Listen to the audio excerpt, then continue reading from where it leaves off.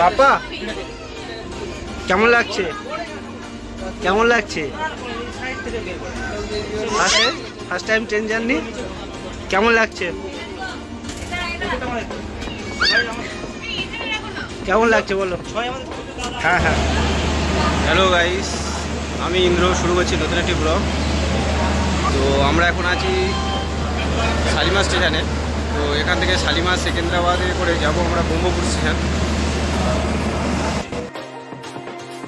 দারিংবাড়ি যাচ্ছি সেকেন্দ্রাবাদ, যে উইকেন্ডে স্পেশাল ট্রেন থাকে সেই ট্রেনে। তো এই ট্রেনের টয়লেটটা কেমন একটু তোমাদেরকে দেখিয়ে দেবো। এই ট্রেনের একদিকে রয়েছে ওয়েস্টার্ন টয়লেট এবং একদিকে রয়েছে ইন্ডিয়ান টয়লেট।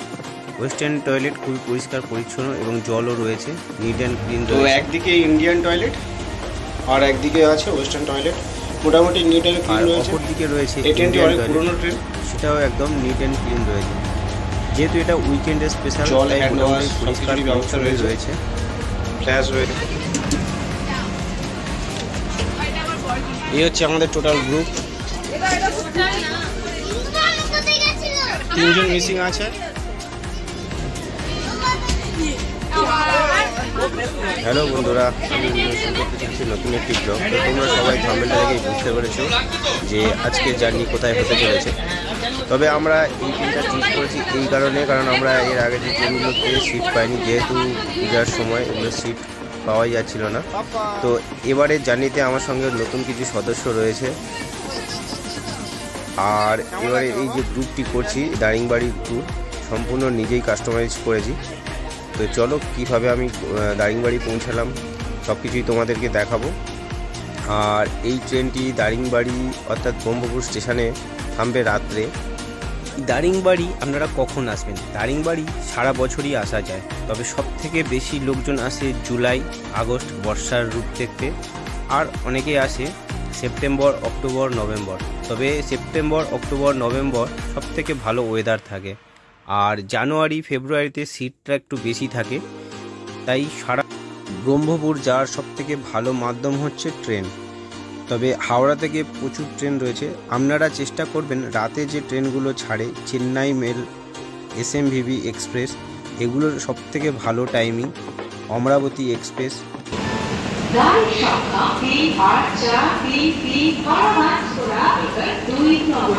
তো এখন আমরা চলে এসেছি সাঁতরাগাছি স্টেশন। তো ট্রেন মোটামুটি আধ ঘন্টা লেট রয়েছে, 30 মিনিট লেটে ট্রেন চলছে। আমরা এখন চলে এসেছি বালেশ্বর, এটি উড়িষ্যার প্রবেশদ্বার স্টেশন।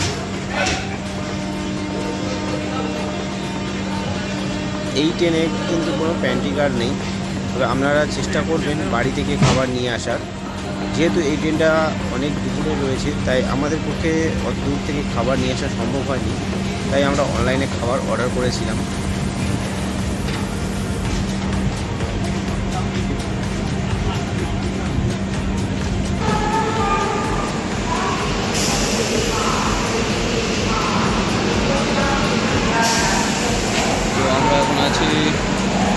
আমরা এখন আছি কটক স্টেশনে। তো কটক স্টেশনে অনেক লেট, ট্রেন প্রায় 1-1.5 ঘন্টা লেট আছে। এই ট্রেনে কোনো প্যান্ট্রি কার নেই, আপনারা চাইলে বাড়ি থেকে খাবার বানিয়ে আনতে পারেন। আমরা রেলের অ্যাপ থেকে খাবার অর্ডার করেছিলাম, আর খাবার কোয়ালিটি যথেষ্ট ভালো ছিল।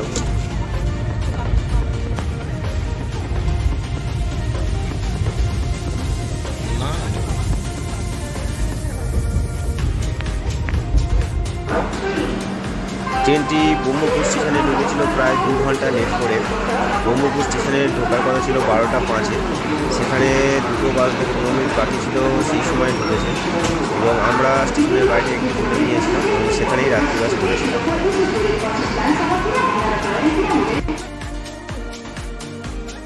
গুড মর্নিং ফ্রেন্ডস, আমরা এখন আছি ব্রহ্মপুর স্টেশনের সামনে একটি লজে। তো সকালে বেরিয়েছি কিছু প্রয়োজনীয় জিনিস কিনতে, আমি ভুলে গিয়েছিলাম ব্রাশ কলগেট এগুলো নিয়ে আসার জন্য, তো বাইরে এখান থেকে কিনে নেব। তো আমরা এই লজে ছিলাম। ব্রহ্মপুর স্টেশনের পাশে প্রচুর লজ রয়েছে, আপনারা কোনো চিন্তা নেই যে এখানে প্রচুর লজ পেয়ে যাবেন। এছাড়া যদি ছেলেরা বা মেয়েরা সিঙ্গেল আসেন, ওয়েটিং রুমও রয়েছে। তবে আমরা কালকে স্টেশনে ওয়েটিং রুমে চেক করেছিলাম, ওই ফুলই ছিল। আর ব্রহ্মপুর স্টেশনের পাশে যথেষ্ট ভিড় রয়েছে। এখানকার স্থানীয় যে ব্রেকফাস্ট, ইডলি ধোসা মানুষ প্রচুর পরিমাণে খায়, এটা এখন দেখতে পাচ্ছি সকালে। তো আপনারা যারা আসবেন তারা সবসময় চেষ্টা করবেন যে ট্রেনগুলো সকালে আসে সেই ট্রেনগুলোতে আসার, দিলে আপনাদের এক্সট্রা এই যে লজে বা হোটেলে থাকতে হবে না। বা আর একটা কাজ করতে পারেন, আপনারা এই ব্রহ্মপুর স্টেশনে হচ্ছে রিটায়ার রুম রয়েছে, রিটায়ার রুম বুক করতে পারেন। তো আমরা চেক করেছিলাম, ফুল হয়ে গেছিলো, তো পাইনি আমরা। আর যারা ইয়ং ছেলেরা আসবে, ঠিক আছে, তাদের জন্য কোনো অসুবিধা নেই, কারণ ওখানে এসি ওয়েটিং রুম রয়েছে, সেখানে থাকতে পারবেন। যেহেতু এবারে আমাদের সঙ্গে পুরো ফুল ফ্যামিলি রয়েছে, সেই জন্য এই লজটি গীতাঞ্জলি লজ এখানে রয়েছে। দারিংবাড়ি ট্যুরটি করার জন্য আমরা আগে থেকে একটি গাড়ি বুক করেছিলাম, এই যে রাজু ভাই, এনার গাড়ি আমরা বুক করেছিলাম। তো প্রায় সকলে আমরা গাড়িতে উঠে পড়েছি। তো চলুন সফর শুরু করা যাক।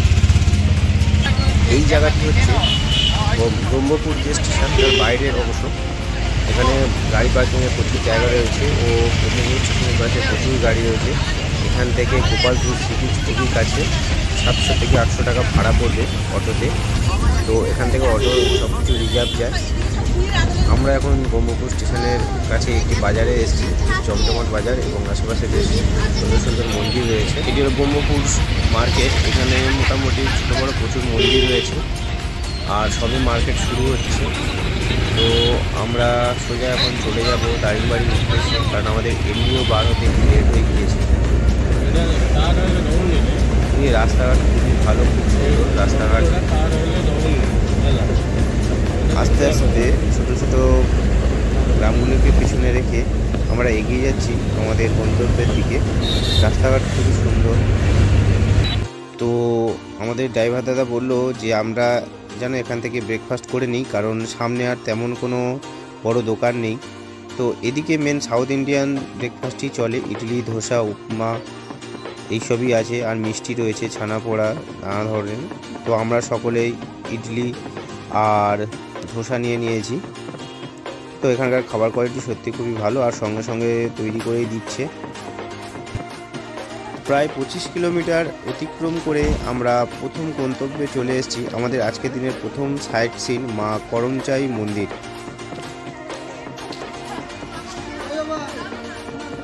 এই মন্দিরটি স্থানীয়দের কাছে খুবই জনপ্রিয় মন্দির। এই মন্দিরে মূলত শক্তিরই পূজা করা হয়। সাইডে রয়েছে গণেশজির মন্দির, ভিতরে রয়েছে মাতাজির মন্দির। খুবই পবিত্র একটি জায়গা, তবে অবশ্যই আপনারা এটা ভিজিট করবেন। এখানে এন্ট্রি ফি রয়েছে 5 টাকা। বাইরে শু খুলে আপনাদেরকে ভিতরে প্রবেশ করতে হবে। এই হলো মাতাজি, এখানে আপনারা পূজা দিতে পারেন, খুবই ভালো লাগবে আপনাদের।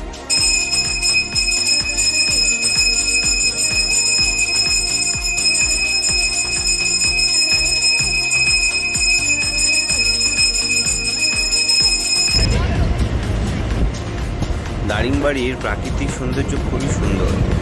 রাস্তার দুপারে ছোট ছোট পাহাড়, অপরূপ শোভা, চারিদিকে ধান ক্ষেত, ভুট্টা ক্ষেত, খুবই সুন্দর এবং খুবই মনোরম দৃশ্য।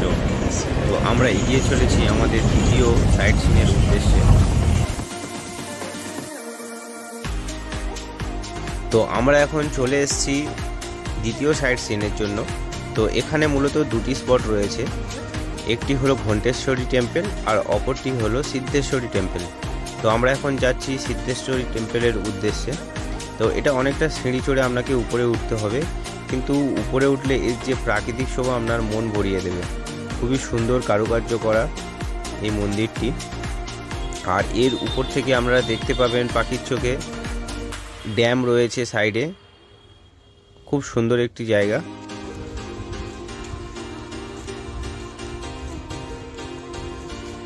এটা হচ্ছে সুরাডা ড্যাম, যে জল প্রকল্প রয়েছে উড়িষ্যার। এখান থেকে 360 ভিউ।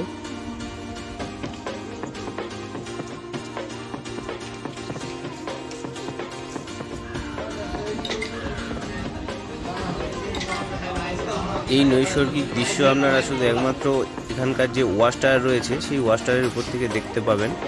এই সিদ্ধেশ্বরী টেম্পলের চারিদিকে রয়েছে শিব ঠাকুরের মন্দির ছোট ছোট, এগুলো 108টা শিব মন্দির রয়েছে এবং একটি হনুমানজির মন্দির রয়েছে। আর উপর থেকে পাখির চোখে দেখে নিতে পারেন সুরাডা ড্যাম এবং পাশের যে শহর রয়েছে। খুব সুন্দর লাগবে আপনাদের এই জায়গাটি। পাশে রয়েছে একটি সুন্দর পার্ক, এটি সন্ধ্যাবেলায় ওপেন হয় এবং পাশে এই ড্যাম কিন্তু উড়িষ্যার অনেকটা জলের চাহিদা মেটায়।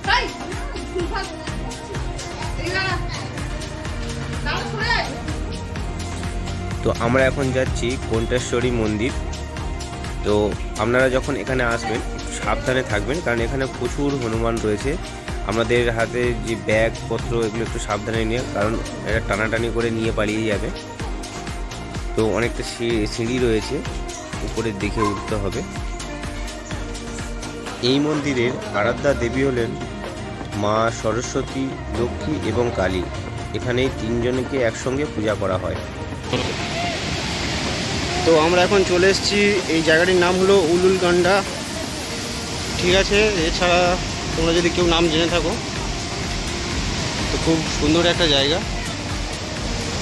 এখানে বলে ছবি তুলতে পারো।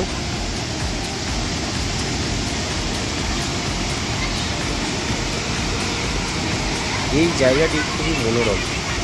শীতকালে এখানে প্রচুর ভিড় হয়, লোকাল লোকেদের এটি খুব প্রিয় জায়গা এবং বলতে পারেন একটি ছোটোখাটো পিকনিক স্পট। বেশ কিছুক্ষণ এখানে সময় কাটিয়ে আমরা আবার পরবর্তী সাইট সিনের জন্য বেরিয়ে পড়লাম। তবে এবারে আমরা সোজা গিয়ে দারিংবাড়িতে লাঞ্চ করব এবং লাঞ্চের পরে নেক্সট যে সাইট সিনগুলো রয়েছে সেগুলো করব। আমাদের সফর সঙ্গী হিসাবে যেমন চারিদিকে গাছপালাকে পেয়েছিলাম এবং সঙ্গে পেয়ে গেছিলাম বৃষ্টিকেও, এবং বৃষ্টিকে সঙ্গে নিয়ে আমরা এগিয়ে যাচ্ছি দারিংবাড়ির দিকে। চারিদিকের পরিবেশ খুবই সুন্দর এবং খুবই মনোরম।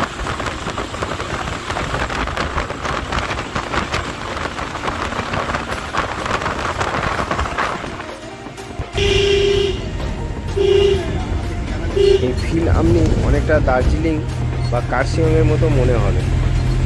খুবই সুন্দর এবং পাহাড়ি রাস্তা আঁকা বাঁকা। এই জায়গাটির নাম হলো ইকো পয়েন্ট। এখানে আমরা যেটা বলবেন সেটা ইকো হয়ে আবার রিটার্ন আসবে। খুবই সুন্দর একটি জায়গা। তো আমরা এখন চলে এসেছি একটি রেস্টুরেন্টে দারিংবাড়িতে। তো এখানে আমরা দুপুরবেলা লাঞ্চ করে নেব।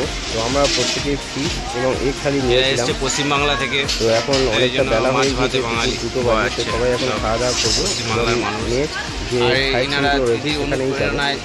বড় হয়েছে ওই জন্য ডিম ভাত ছাড়া কিছুই খাচ্ছে না। এরা দিদি অনুপ্রেরণায় বড় হয়েছে, এই জন্য ডিম ভাত দিয়ে দাও। এটি হচ্ছে ফিশ থালি, 108 টাকা। আপনি আনলিমিটেড, মাছ বাদে যা চাইবেন তাই দেবে, রিপিট আছে। ওই তো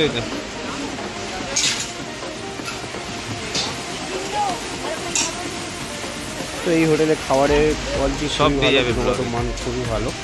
ডিম থালি উপরে। তো আমরা যেদিন পৌঁছেছিলাম সেদিন কিন্তু প্রচুর বৃষ্টি হয়েছে দারিংবাড়িতে, এখনও বাইরে বৃষ্টি হচ্ছে। তো আমরা নেক্সট যে সাইট সিন রয়েছে সেখানে যাব, কফি গার্ডেন। তো এখন ছাতা খুলে হচ্ছে এবং ছাতা মাথায় দিয়ে যেতে হবে।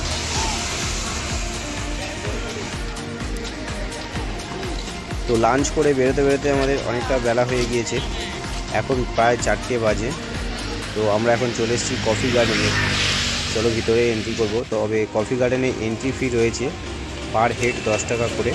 মাথায় চাদরটা দিয়ে নাও।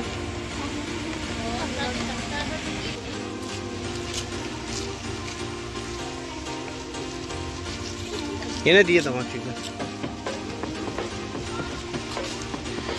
তো এখন আমরা এসেছি কফি গার্ডেন, যে কফি হয়ে আছে। কফি গার্ডেন সত্যি খুবই ভালো একটি জায়গা, অনেকটা বড় এলাকা নিয়ে এটি গঠিত। মূলত এর ভিতরে কফি গাছ রয়েছে, গোলমরিচ গাছ রয়েছে, এছাড়া ছোটোখাটো ফুলের গাছ রয়েছে। যেহেতু আমরা এসেছি দুর্গাপূজার পরে, তো কফি এই সময় মূলত কাঁচাই থাকে। কফি পাকার টাইম হচ্ছে শীতকাল। শীতকালে এই যে সবুজ যে কফিগুলো দেখছো, এগুলো সব কফিগুলো লাল হয়ে যায়।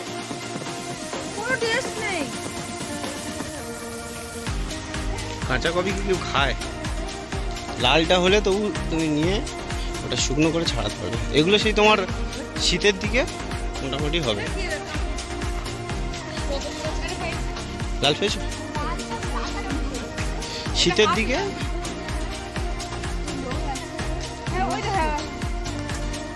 পারনি পারনি।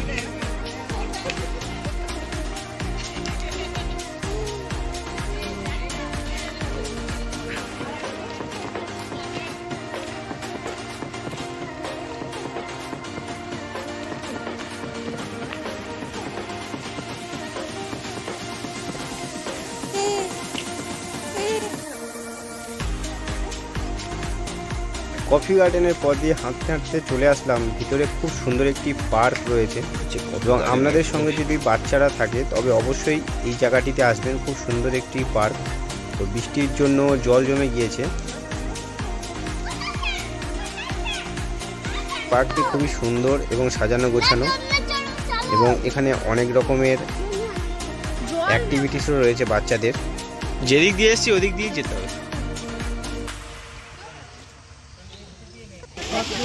তো আমরা এখন চলে আসলাম কফি গার্ডেনের বাইরে, এবং কফি গার্ডেনের বাইরে প্রচুর কফি এবং নানা রকমের মশলার দোকান রয়েছে। আপনারা চাইলে এখান থেকে কিনতে পারেন, তবে অবশ্যই আপনারা এখান থেকে হলুদ কিনবেন। হলুদটা এখানকার একদম জিআই তকমাযুক্ত প্রোডাক্ট, এবং হলুদ এখানে প্রচুর পরিমাণে হয়।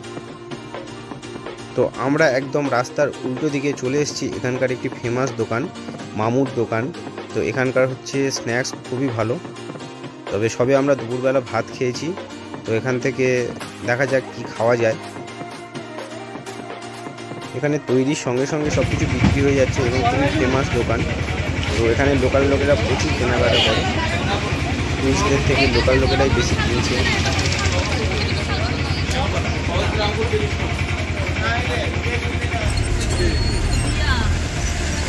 তো আজকে সব সাইট সিনের পালা কমপ্লিট করে তো আমরা চলে আসলাম আজকের আমাদের রাতের গন্তব্য ইউটোপিয়া রিসর্ট। তো ইউটোপিয়া রিসর্টে আমাদের এই রুমগুলো সব বুকিং ছিল। টয়লেটে এটি হচ্ছে আমাদের রুমের টয়লেট, খুব নিট অ্যান্ড ক্লিন এবং খুবই পরিষ্কার পরিচ্ছন্ন।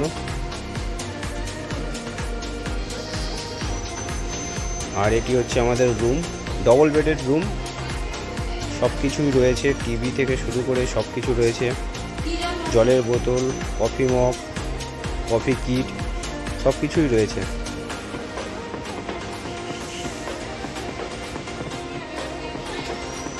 আর এটি হচ্ছে কমন ব্যালকনি।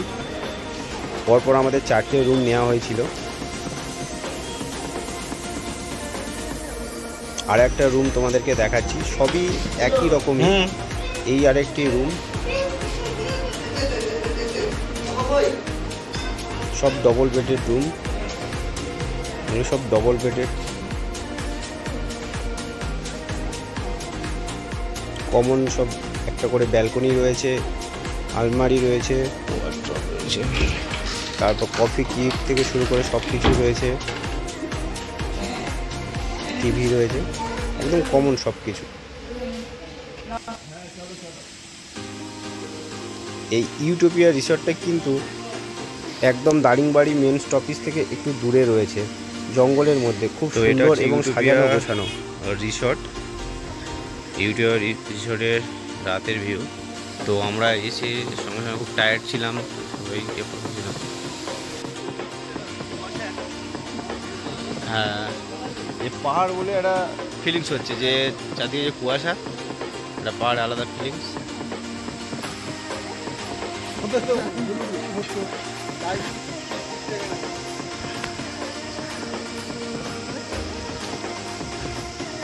তো এখানে তীর ধনুক প্রতিযোগিতা হচ্ছে এখন, ঠিক আছে। বড় বড় সব বীর পুরুষরা সব চলে এসছে।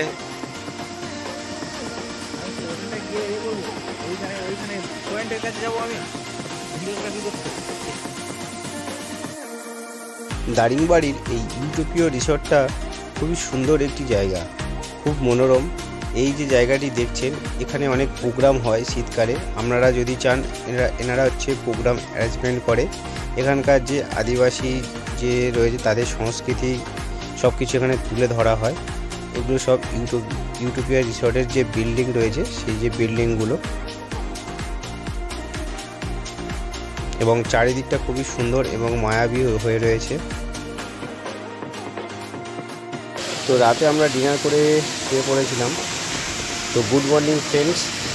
তো এখন আমরা নেক্সট দিনের যে সাইট সিনগুলো রয়েছে এবং এখান থেকে গিয়ে আরেকটি নতুন জায়গায় যাব। ব্লগ দেখতে থাকো, আশা করি খুবই ভালো লাগবে।